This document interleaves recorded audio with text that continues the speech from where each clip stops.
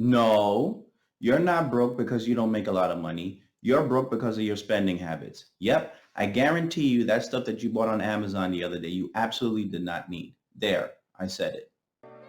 Welcome back, YouTube. I'm Debt Free Joel.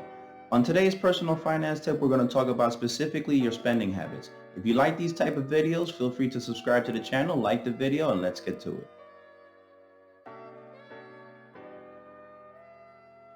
You want to hear something crazy?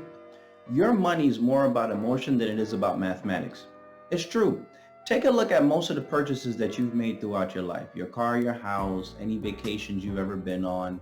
My favorite's always the I deserve this kind of nonsense is that. All those different type of purchases, ask yourself, did you really think them out, put pen to paper and say this is the best financial decision for me? Or did you, like most people, make a decision based on emotion and not mathematics and did it more of an emotional spending and then you spent your money and wonder where it went? I know, it's a lot. But this is what you need to focus on for the personal finance tip for today. Focus on the fact that the majority of your spending is actually going to be emotional. One of the things people forget is that your money are workers for you and they work 24 hours a day, 7 days a week, and they don't ask for vacations. And yet we still run them around and throw them everywhere that we want to because we deserve it. You have to understand, I'm all for spending money on yourself when you feel that you need to make yourself happy, right? You work extremely hard. You only have one life that we know of. So you want to spend money on yourself, but you want to make sure the majority of your spending decisions aren't emotional. Look, I'm going to snitch on myself right now. See this? Emotional spending. I get it. But I'm also debt free and I can afford it. So I can understand when I do make emotional spending habits, and so should you. So that's what you want to do. You want to focus on every type of spending that you do and focus on the emotion behind it. Have you noticed when you're on Instagram, you see people who are buying new shoes, new bags, new watches, new clothes, new suits, whatever the case may be, you automatically want to go do the same.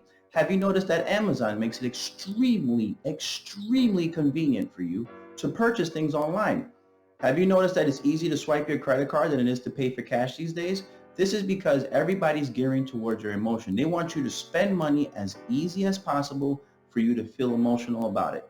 So this is what you need to do. Focus on your emotions.